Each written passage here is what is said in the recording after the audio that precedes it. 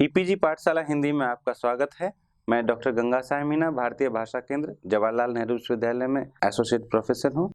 आज हम दलित साहित्य प्रश्न पत्र के तहत स्वराज सिंह बेचैन की आत्मकथा मेरा बचपन मेरे कंधों पर का जिक्र करेंगे, उस पर चर्चा करेंगे। इस चर्चा के दौरान हम समझ सकेंगे कि दलित साहित्य के विकास क्रम में आत्मकथा क्यों महत्वपूर्ण है और आत्मकथाओं की परंपरा में, यानी दलित आत्मकथाओं की परंपरा में स्वराज सिंह बेचैन की मेरा बचपन मेरे कंधों पर कहाँ ठहरती है, उसका क्या महत्व है।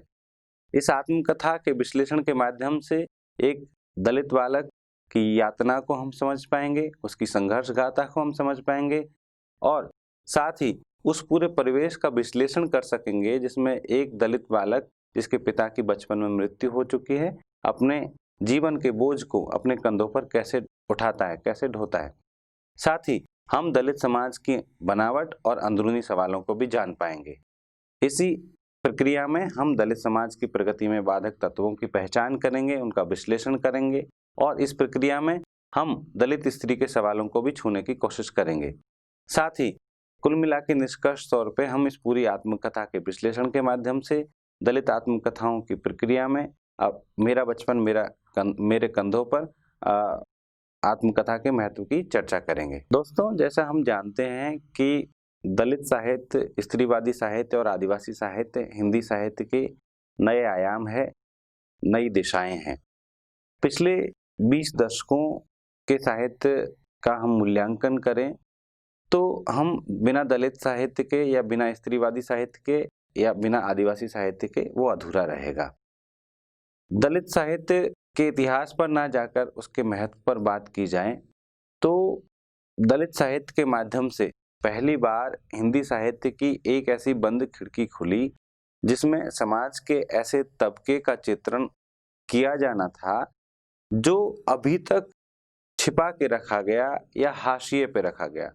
हिंदी साहित्य के कई बड़े रचनाकारों ने दलित समाज के बारे में भले ही लिखा हो, लेकिन दलित समाज के अंदर से आए हुए रचनाकारों ने एक आंदोलन के तहत, एक मुहिम के तहत साहित्य लेखन किया, उसको अलग मनवाया और अपने सवालों को बाहरी समाज के सामने और अपने समाज के सामने रखा। इसके माध्यम से हम दलित जीवन में प्रवेश करते हैं और दलित समाज की सच्चाई को समझते हैं, उस हकीकत को समझते हैं जो आप कह सकते हैं कि हजारों साल की साहित्य की परंपरा के बावजूद बाहर नहीं आ पाई थी।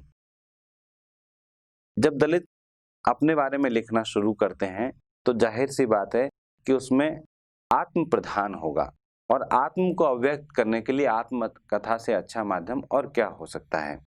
इसी प्रक्रिया में धीरे धीरे दलित साहित्य में और स्त्रीवादी साहित्य में भी आत्मकथा एक प्रमुख विधा के रूप में उभरने लगी। दलित साहित्य में पहली आत्मकथा अपने अपने पिंजरे आती है, उसके बाद जूठन आती है और इसके बाद लगातार आत्मकथाओं का एक सिलसिला शुरू हो जाता है। आत्मकथाओं की इसी परंपरा में 2009 में प्रकाशित स्वराज सिंह बेचैन की आत्मकथा मेरा बचपन मेरे कंधों पर एक महत्वपूर्ण पड़ाव है।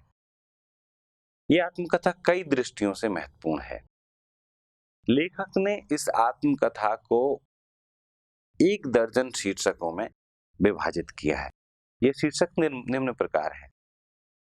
बेवक्त गुजर गया माली, रामलाल तेज धूप में जर्जर काया, घर, बगुला भक्ति, कौम के ठेकेदार, बहन माया का ब्याह, जीवित बचा स्वराज, 2 रोटी भर के चून की चोरी पेशी प्रधान के, विरासत, दिल्ली बड़ी दुनिया में छोटे कदम, यहाँ एक मोची रहता था और भाई साहब एक प्रेरक प्राण। इन 1 दर्जन हिस्सों के भी आत्मकथाकार ने और छोटे छोटे हिस्से किए हुए हैं। इसके माध्यम से आत्मकथाकार दलित चेतना की उस पूरी प्रक्रिया को इस आत्मकथा के माध्यम से समझाता है कि दलित चेतना का निर्माण कैसे होता है, उसमें मुश्किलें क्या आती है और आखिर में दलित चेतना का महत्व क्या है। जब हम दलित चेतना की बात करते हैं तो आखिर दलित चेतना है क्या और उसको आत्मकथाओं के माध्यम से कैसे समझें, इसमें इस बारे में काफी लेखन हुआ है। दलित चेतना वस्तुतः जाति और वर्ण आधारित शोषण की प्रक्रिया को समझने की विचारधारा है। यानी जाति और वर्ण के आधार पर समाज में किस तरह से शोषण होता है, उसकी कौन सी परतें हैं, उसके कौन से आयाम हैं, उसी को समझने समझाने की प्रक्रिया का नाम दलित चेतना है। जैसे जैसे व्यक्ति आगे बढ़ता है इस दिशा में, ये चेतना और पैनी हो जाती है, समझ और पैनी होती जाती है। जैसे हम देखें स्वयं दलित साहित्य के इतिहास में शुरुआती आत्मकथाएं दलित समाज के बहुत अंदरूनी सवालों को नहीं उठा पा रही।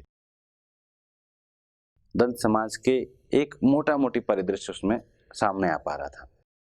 लेकिन जैसे जैसे हम आगे बढ़ते हैं, एक पैनापन उसमें आता जाता है, अंदरूनी सवाल शामिल किए जाते हैं, बहुत गहन विश्लेषण किया जाता है और उन बारीकियों तक आत्मकथा जाती है जो अपेक्षित है, क्योंकि दलित साहित्य एक मुक्तिकामी साहित्य है, इसलिए इसको संपूर्णता में समझना जरूरी है, तभी वो परिवर्तनकामी चेतना पाठकों तक पहुंच सकती है। मेरा बचपन मेरे कंधों पर के माध्यम से लेखक ने गरीबी, अशिक्षा, अंधविश्वास, स्त्री शोषण, दलितों के बीच पनपते ब्राह्मणवादी तत्व, बाल श्रम और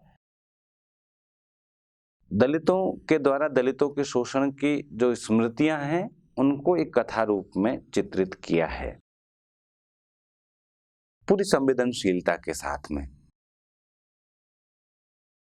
आप कह सकते हैं कि समाजशास्त्रीय साधनों का सहयोग लेते हुए रचनाकार ने उस पूरे परिदृश्य को जीवंत किया है, जिसमें एक दलित बालक, इसमें उनके 5 वर्ष से लेकर के और जब वो किशोरावस्था में होते हैं, हाई स्कूल में जब पढ़ रहे होते हैं, तब तक के अनुभवों का जिक्र है।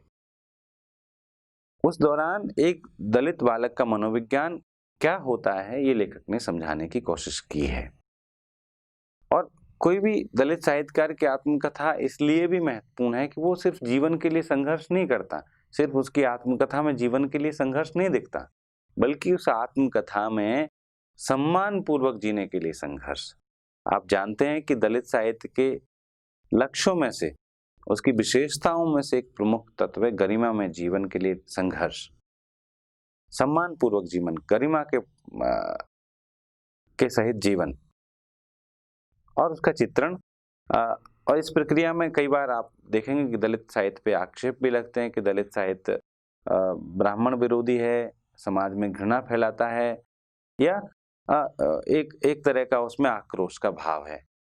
दरअसल ये प्रतिरोध की चेतना है और इस प्रक्रिया में कई बार प्रतिरोध का अतिरेक भी होता है, जहां पर आक्रोश या घृणा जैसा दिखाई पड़ता है।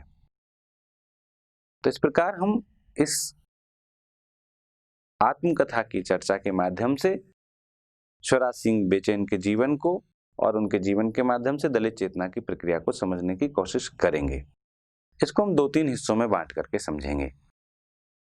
जैसे इसका एक बहुत महत्वपूर्ण हिस्सा है दलित समाज की आंतरिक संरचना, यानी स्वयं दलित समाज कोई मोनोटोनस समाज नहीं है, कोई एक रूप समाज नहीं है। उसके अंदर क्या चल रहा है, इसको लेखक ने पकड़ने की कोशिश की है। दूसरा, हम समझने की कोशिश करेंगे जो दलित समाज के अंदर जो आंतरिक संरचना की बात करें, तो उसमें हम इस निष्कर्ष पर पहुंचेंगे कि दलित समाज के अंदर जातियों के अंदर जातियां हैं, यानी दलित समाज एक इकाई के तौर पे हम उसको देखते हैं, लेकिन उसके स्वयं के अंदर जाति हैं। इतनी जातियां हैं और उनमें पदानुक्रम भी है,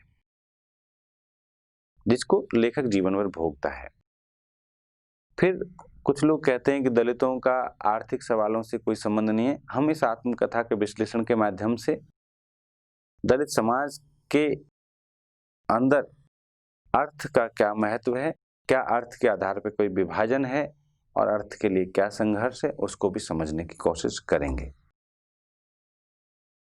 अन्य आत्मकथाओं की तरह हम ये जानने की भी कोशिश करेंगे कि शिवराज सिंह बेचैन की आत्मकथा बचपन के किन प्रसंगों को उठाती है और बालक शिवराज को कौन से संघर्ष झेलने पड़ते हैं, कौन सी यातनाएं झेलनी पड़ती है, कौन से संघर्ष करने पड़ते हैं।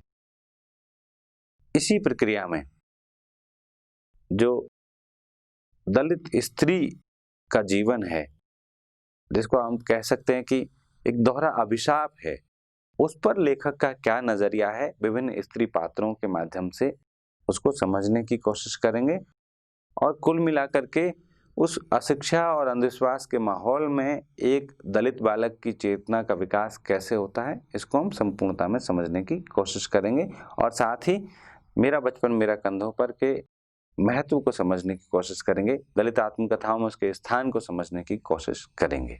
उसमें ऐसे दंश और ऐसी त्रासदियां शामिल है जिसको लेखक एक एक करके उद्घाटित करता है। लेखक बताता है कि किस तरह से उसको शिक्षा के लिए संघर्ष करना पड़ा। बहुत छोटी उम्र से श्रम करता है पढ़ाई के लिए, जो विश्वविद्यालयों और भारतीय राजनीति, छात्र राजनीति के नारे हैं, जो स्टडी एंड स्ट्रगल, वो बेसिकली उनका स्ट्रगल क्या है? धरना देने तक, जुलूस निकालने तक। एक दलित बालक जिसके पास कोई आर्थिक आधार नहीं है, जिसके पिता की मृत्यु हो चुकी है, जिसके श्रम करने पर उसका स्वयं का समाज उसका उपहास करता है, ऐसी परिस्थितियों में वो दलित बालक पढ़ता है, पढ़ने के महत्व को समझता है। असली संघर्ष ये है शिक्षा के लिए, और उसमें उसके पिता के जाने के बाद उसकी माँ और भाई बहनों के साथ में जिस तरह का संबंध है, उसकी माँ का जो यातनामय जीवन है, माँ जो दूसरा विवाह करती है एक भिखारी के साथ में, उसके बाद उसके जीवन में यातनाओं का एक दूसरा दौर शुरू हो जाता है। बालक शिवराज के दिमाग में ये सारी घटनाएं, ये कारुणिक बचपन, ये दर्द है जिसको इतने समय बीत जाने के बाद भी उस पीड़ा को लेखक पूरी संवेदनशीलता के साथ, पूरी मार्मिकता के साथ में उसी रूप में व्यक्त करते हैं, बिना किसी घृणा भाव के। निश्चित तौर पे एक लेखक को, जैसे ओम प्रकाश वाल्मीकि भी जूठन की शुरुआत में लिखते हैं कि उन अनुभवों को लिखते वक्त, उनको याद करते वक्त, उनको लिखते वक्त फिर से एक यातना में जीवन, एक यंत्रणा झेलनी पड़ती है। शिवराज सिंह बेचैन भी अपने जीवन की उन घटनाओं को याद करते उस पीड़ा से गुजरते हैं, लेकिन ये एक मुहिम है, एक आंदोलन है दलित साहित्य, जिसके माध्यम से चेतना की जो मशाल दलित लेखक पैदा कर रहे हैं, वो अगली पीढ़ी को उसको सौंप रहे हैं। ये जब उस अपने कारुणिक बचपन की स्मृतियों को साझा कर रहे हैं अपने समाज के साथ में, अपने आने वाली पीढ़ी के साथ में, तो उसको ये भी बता रहे हैं कि इन परिस्थितियों से गुजरते हुए अगर हम बेहतर स्थितियों में पहुंचे तो उसमें शिक्षा की क्या भूमिका है, कैसे हमारी चेतना का निर्माण हुआ, और इसके माध्यम से दलित साहित्य का एक समाज शास्त्रीय, एक सरोकारी स्वरूप सामने आता है। उस परिवार में कमाने वाले कहाँ लोग? लेखक लिखते हैं कि मेरे घर में कई सदस्य थे और कमाने वाले कौन थे? अम्मा और मैं बाल मजदूर। नहीं कमाता तो दाल आटे की कमी हो जाती। बराबर इस बाल श्रम के हम शहरों में रह कर के तमाम भाषण देते बाल श्रम के खिलाफ, लेकिन ये उस दलित समाज की एक बहुत बड़ी सच्चाई है आज भी। और लेखक आखिर में लिखता भी इस बात, आज भी देश के किसी हिस्से में चले जाइए, दलितों के पास चूंकि अपनी जमीन नहीं है, ऐसे पेशे नहीं है जो लाभप्रद हो, तो बाल मजदूरी के अलावा, बाल श्रम के अलावा उनके पास में कोई विकल्प नहीं बचता अपने परिवार को चलाने के लिए। बाल श्रम के इन प्रसंगों के संदर्भ में यहाँ हिंदी के वरिष्ठ कवि राजेश जोशी की ये पंक्तियां दृष्टव्य हैं। बच्चे काम पर जा रहे हैं, हमारे समय की सबसे भयानक पंक्ति है यह।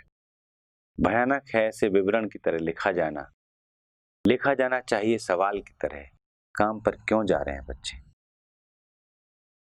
बच्चों का काम पर जाना इस पूरी व्यवस्था से एक सवाल है।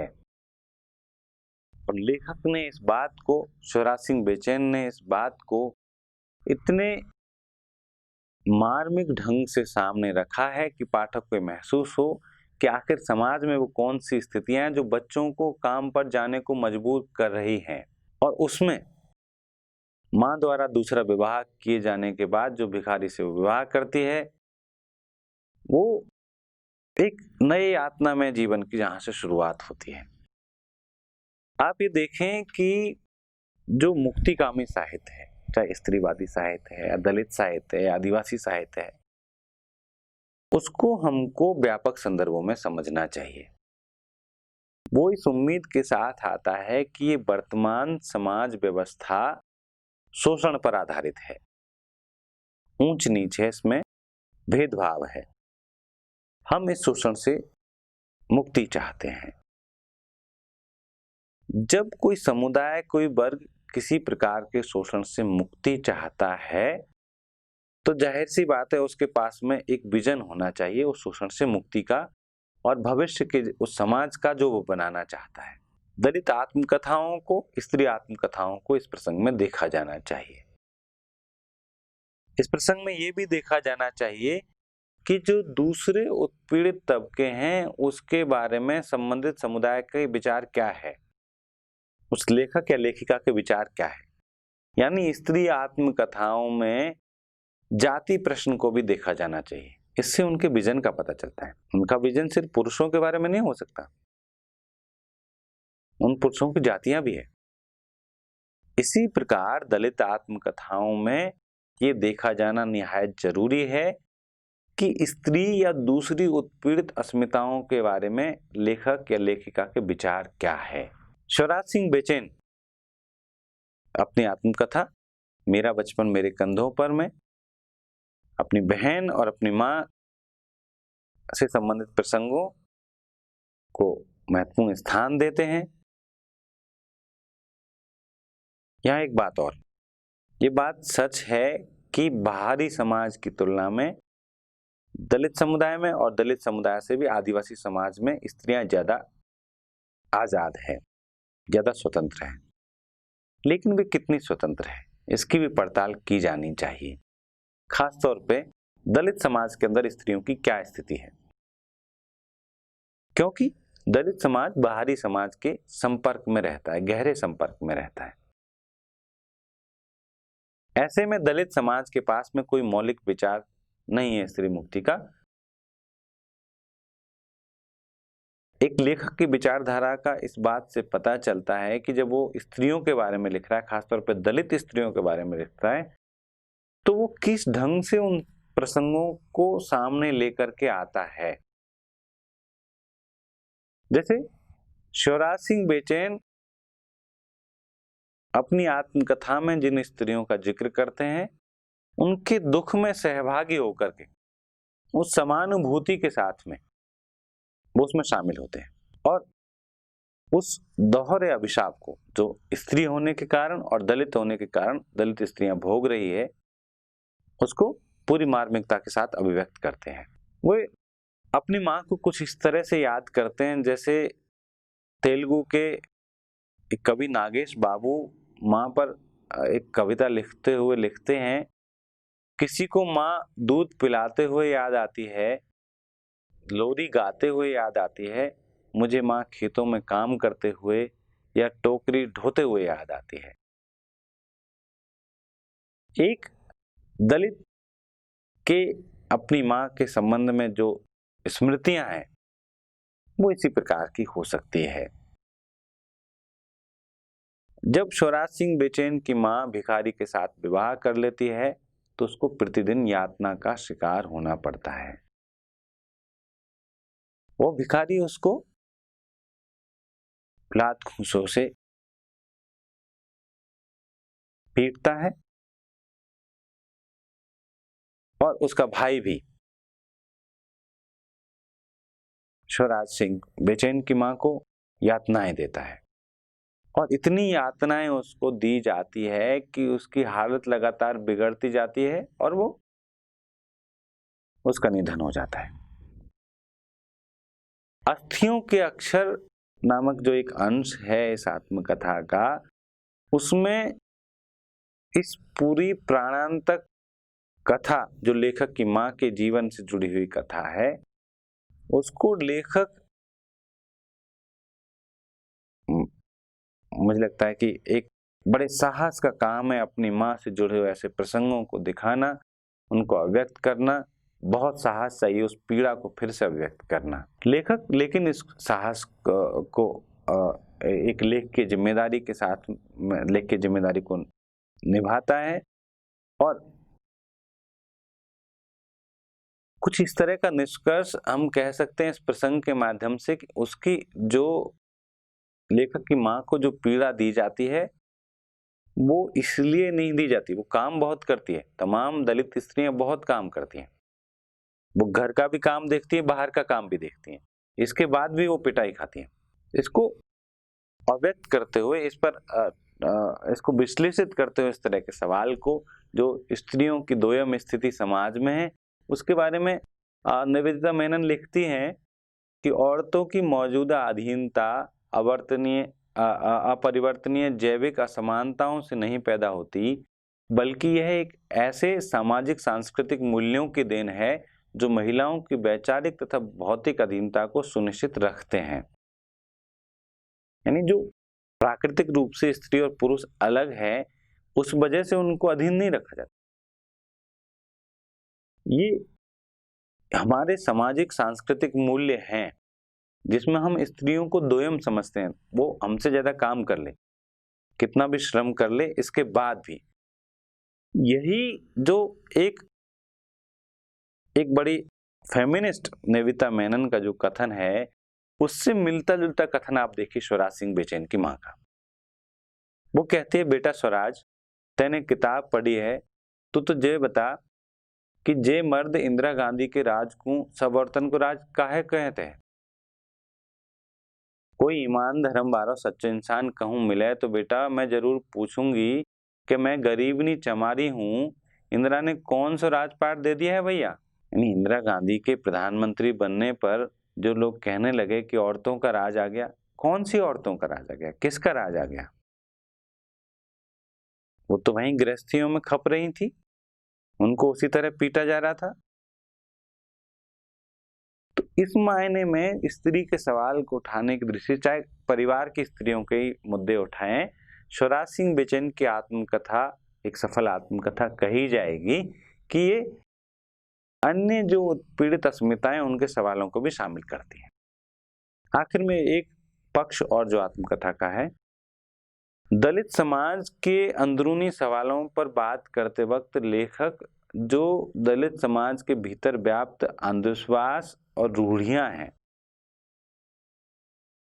आप कह सकते हैं कि अशिक्षा से पैदा हुए अंधविश्वास और रूढ़ियां हैं, उन पर भी लगातार लिखता है, टिप्पणी करता है लेखक। और इसका सबसे मार्मिक प्रसंग है स्वयं पिता की मृत्यु का दृश्य। पिता जिनको लेखक चाचा कहते थे, वे लिखते हैं कि अपने पिता को अपनी नन्ही वे लिखते हैं, मैं बार बार चाचा से लिपटता, देखता कि वे कहीं चांटा मारते तो कभी हवा में लहराकर उनकी पीठ पर चाबुक जमा देते। चाचा की आंखें मदद की आशा में खुलती। चाचा बार बार कहते, मेरे ऊपर कोई भूत भूतनी ना है, काऊ वैद्य को बुलाई दो, मुझ जिंदे को मत मारो।